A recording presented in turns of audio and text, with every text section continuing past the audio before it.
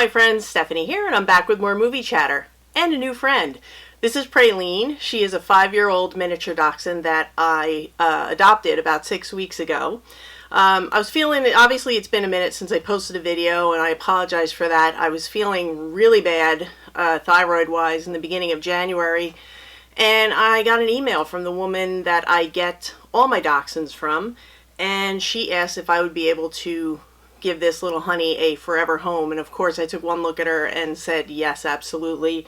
And she is now living with us, and she's such a nice addition to the family, so I wanted to share her with you guys. But what I have for you today is a Criterion video, because as you know, the end of February there was a Criterion sale, there was a flash sale. So I did grab a few titles.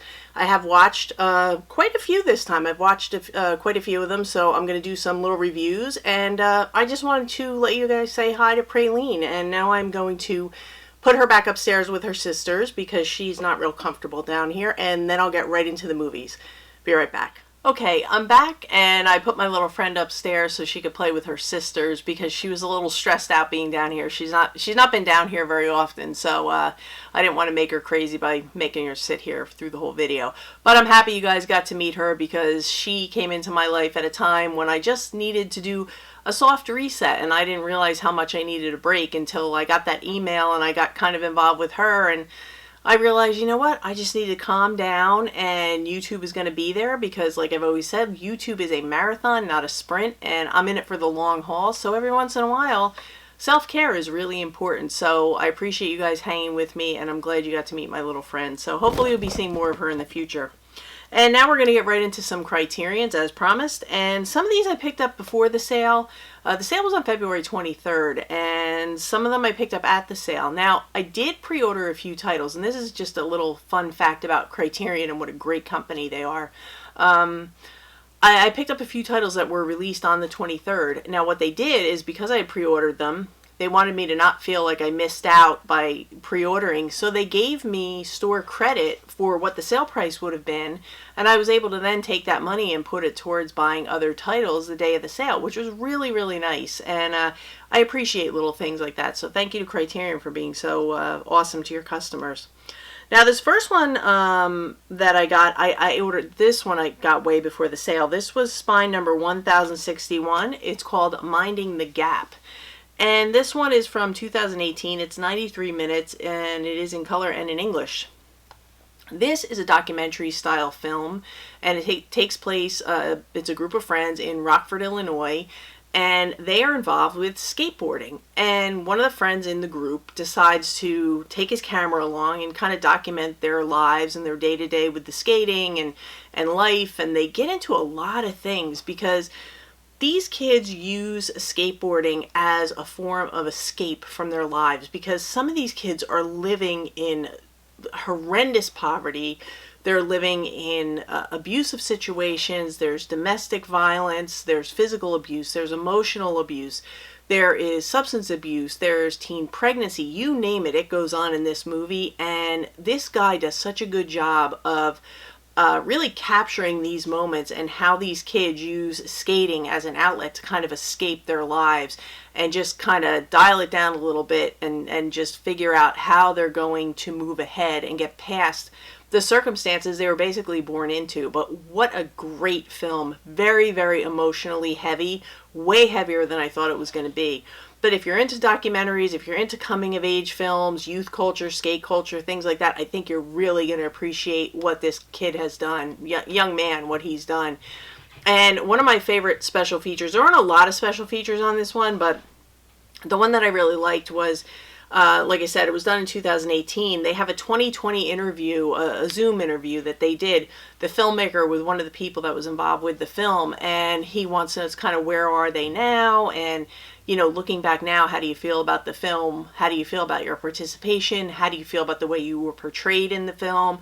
Things like that. And also, you know, what do you plan on telling family, friends, maybe your children down the line if they should happen to see the film? So really insightful stuff from a great group of young people who just had really, really unfortunate circumstances that they were living in. So Minding the Gap, really, really good stuff.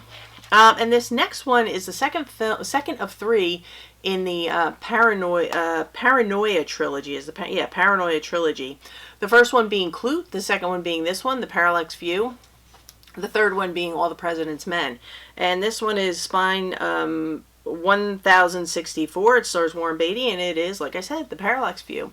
This one was done in 1974. It's 102 minutes in color and in English.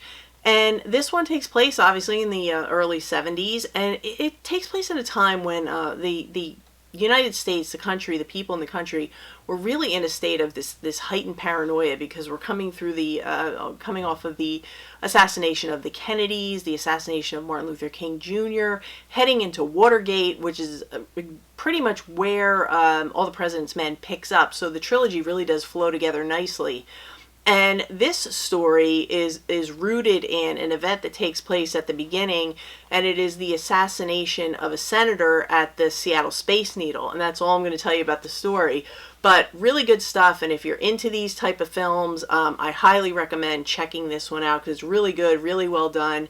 And I think my favorite out of the three would have to be All the President's Men, so I'm really hopeful that it will find its way to the collection, because Clute, I think, came out about maybe a year and a half ago to the Criterion collection, and this one was just released, so hopefully down the road we'll get All the President's Men. And this one is a new restored 4K digital transfer. You have some interviews with the director and some cinematographers.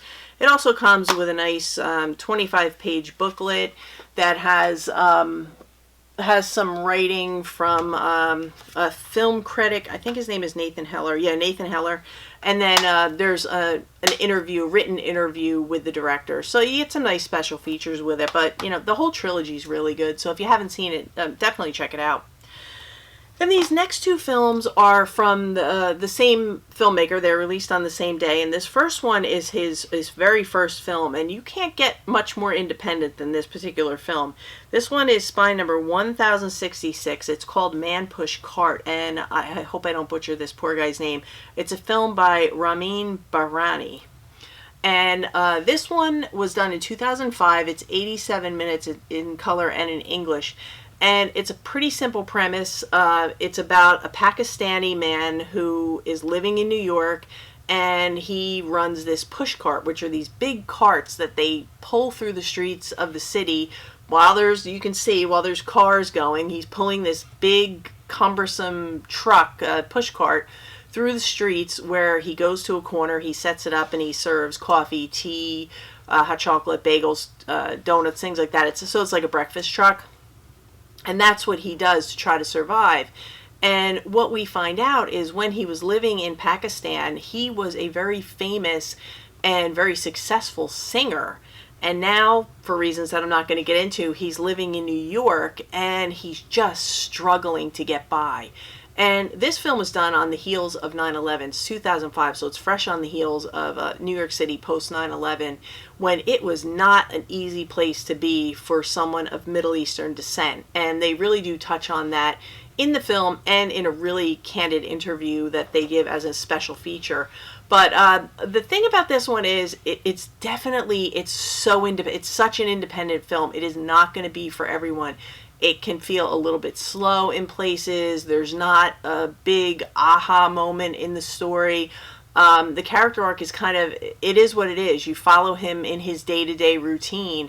And like I said, it's about as independent as you can get. So if that's not your thing, you might be a little bored with this. I kind of wish they had fleshed out a little bit more of his story, maybe brought a little bit more into it so we could get more of the impact of where he really was present day. I think that would have helped a little bit. I enjoyed this because I enjoy this filmmaker and some of his films that his more recent films, so I wanted to see where he got his start. If that's not your thing, then maybe give this one a pass, or maybe try and stream it first if you can. But I enjoyed it for what it was, and I wanted to see where he got his start. Now, one of the things they do, they have an interview. There are some. He has some of his. It's called Backgammon, a 1998 short film by the filmmaker. So I want to watch that. But what I did watch is an interview with himself, the lead character, and another guy that was involved in the film, where they talk about they funded this. It was self-funded for $80,000. All their friends, they maxed out credit cards. They did whatever they could to gather money together to fund this themselves. They got all their own permits. They did all their own legal contracts. They did everything themselves. They had a crew of about 8 to 10 people, including the cast. Like, everybody did everything.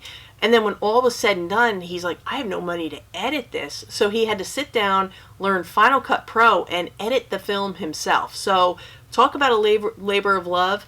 If you want to get something done, you can get it done. And this film does show that. But, you know, check it out before you buy it if you're not familiar with the filmmaker and his stuff. But I enjoyed it. Now, the second one, this is his second film. I haven't watched it yet, but I did pick it up because I was interested in checking it out. It's spy number 1067, and it is called Chop Shop. He did this one in 2007. It's 84 minutes, color, and it's also in English, and it focuses on a family working in a young man working in a chop shop in Queens in New York. So I'm interested to see where he goes with this one, and I'll probably be watching this in the near future, and I will give you a proper review. But I wanted to mention a film that by this filmmaker that is not in the Criterion collection, but this is from 2016, and this film is great. Anybody can watch this, and I think you'll enjoy it. It's called 99 Homes. It stars Michael Shannon, Andrew Garfield, and Laura Dern. And it was actually had some nominated Michael Shannon for a Golden Globe for Best Supporting Actor. But really, really great stuff. So after I saw this, that's why I wanted to see Man Push Cart and Chop Shop, because I kind of wanted to see where he got his start. But this, Michael Shannon plays a guy who goes and evicts people from their homes, people who are in foreclosure and losing their homes. And he pushes them out, he brings his crew in, he takes over the house, he basically guts these houses and then flips them for a profit. Legally or maybe not. I mean, he does what he needs to do. He's a very wealthy man. He's not a very ethical man. He's not a nice man. And Andrew Garfield comes, he's a young man who is a member of a family who was evicted by Michael Shannon and his crew, and he gets him working for him. And really, Andrew Garfield's character gets caught up in the lifestyle, and it's really a question of ethics and morality. Where is your line? How far will you go to make it? How far will you go to take care of your family? And what are you willing to sacrifice as far as morality and ethics? And I thought it was really well done. This is a fantastic movie. And I first heard about this from my friend John over at the Plaid X2 channel, so I'm going to link him in the description. Definitely give him a sub, check him out, tell him I said hello. He's got a great channel and he makes great film recommendations, and he is responsible for me seeing this one. So, and his most recent film is actually right now on Netflix. So if you have Netflix, you can check it out. It's called The White Tiger. I haven't seen it yet, but I hear really good things, and I enjoy his films, so you might want to check that one out. And the next one I picked up was Spine number 1068. And I hadn't seen anything by this director. It's called Smooth Talk. And the director, her name is Joyce, I believe it's Chopra. It's Chopra, Chopra, right? It's from 1985. It's 91 minutes. It's in color and it's in English. And this was a breakout role for Laura Dern. I believe she was 17 when she did this. And let me tell you, Laura Dern is this movie. She is amazing. She carries this whole movie. It's a coming-of-age movie. She plays a 17-year-old girl who's kind of at this crossroads in her life, and she kind of wants to fit in with her family, but she's constantly butting heads with her mother. She's butting heads with the older sister. She kind of bonds with her father, and her father doesn't understand what's going on between the mother and her. And it's just that whole coming-of-age mother-daughter dynamics that so many people talk about. And it is just done so well in this film. And what ends up happening is Laura Dern wants to go out, and she's interested in boys. Her and her friends are boy crazy. They go to the malls. They go to the movie theaters. They go to a place where they shouldn't be going, and they're with people that are much older than them, and they're doing things that maybe they shouldn't do. They're acting in a certain way. They're acting provocative when, they're trying to get the attention, and they kind of get the attention of the wrong people, and things can get a little crazy from there. But I don't want to give too much away. But if you enjoy coming of age films, if you have a daughter, if you are trying to figure out the dynamics of mother-daughter relationships, or why 15-year-old girls act crazy the way they do, this is a really good film to watch. And this is based on a short story by a woman named Joyce Carol Oates, and it's called Where Are You Going? Where Have You Been? So it's based on, that's the source material for this. And then what the director did is, there's 3 shorts that she did on this. The first one, it's included on this. It's called Joyce at 34, and that was her own, the birth of her first child. And then she did one called Girls at 12. And what she did is she sat down with these a group of girls who were 12 years old, and she filmed them. They questioned them. They talked to them about, their thoughts, their feelings, where they were at in life. And that was a lot of material that she worked into this as well. So between the source material of the story and then her short film, Girls at 12, that's how this whole thing came to be. So if you're interested in things like that, this would definitely be something that you might want to check out. If it's not your thing, if you're not into coming of age films about young girls, young women, you probably won't be interested in this one. But if you are, it's a really good one. And like I said, Laura Dern is fantastic. And this one is loaded with extras. There's interviews. And like I said, they have the 3 short films by the director. So it's pretty interesting to see where she came from. So if you're into that, and like I said, Laura Dern, home run in this one. So that is Smooth Talk. And this next one, this is a total blind buy. I had heard of this director before, but this was just one, they featured it, Criterion featured it on their landing page, and it sounded great. It got great marks on IMDb, so I figured I would check it out. And it's also a comedy, which I don't have a lot of comedies that I like. So this one sounded really good. It's spine number 489. It's called Monsoon Wedding. It's by Mira Nair, and it also includes 7 of her short films. So this one is from 2001. It's 114 minutes in color, and it is in English and Hindi with English subtitles. And basically what this is it's a comedy about arranged marriages, which I think is, if done right, is just going to be hilarious. And that's what I hear about this one. And it says cultures and families clash in Mira Nair's mix of comedy and chaotic melodrama concerning the preparations for an arranged marriage of a modern upper middle class Indian family's only daughter. So it should be interesting. They talk about how the father is going deep in debt to do this marriage. She's marrying a guy who lives in Houston who she's never met, which is common for arranged marriages, and supposedly chaos ensues. So I'm looking forward to this. And I'm also looking forward to the 7 short films that they include on this one, because I always love to see where filmmakers get their start, and a lot of them start with the short films. But I had seen another film by hers that I wanted to talk to you about. It's called The Namesake. And I'm really hoping that this one finds its way into the Criterion collection as well, because this one is really, really good, which is why this one sounded familiar. The name sounded familiar. I'm like, why do I know that name? Because I had seen The Namesake. And this is based on, it's about a young man who, he lives in America, but he is from India.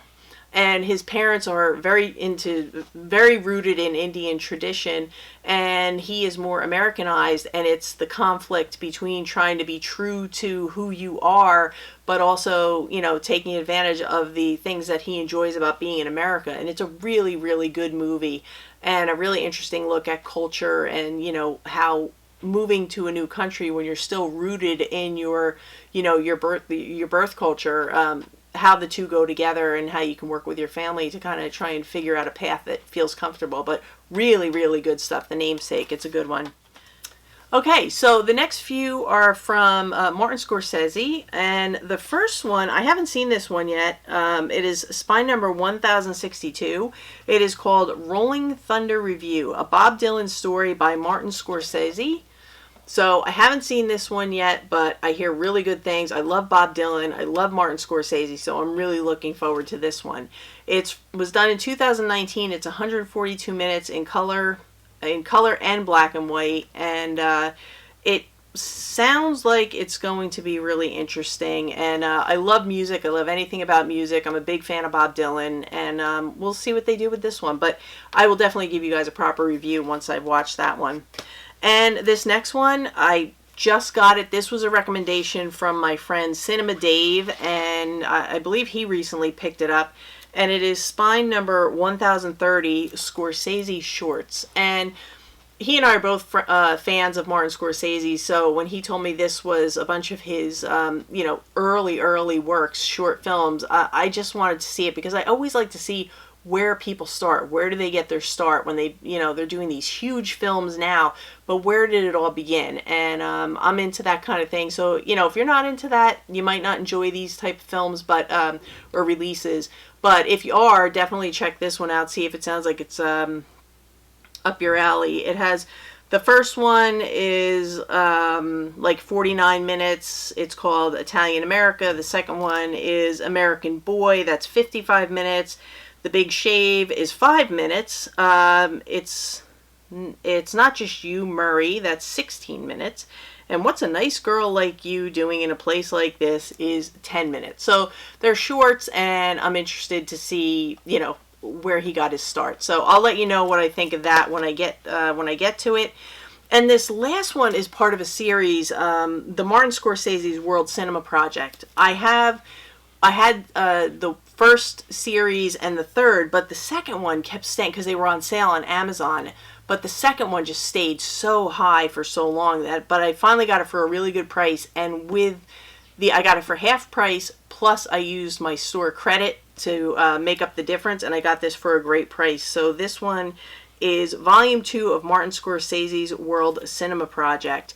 And these are fantastic. He takes films from around the world that maybe would not otherwise be preserved, and he does what they do, and they bring them back to life, and they give them a release, and they put them in these box sets. And this one has 1, 2, 3, 4, 5. It has 6 films in it from around the world.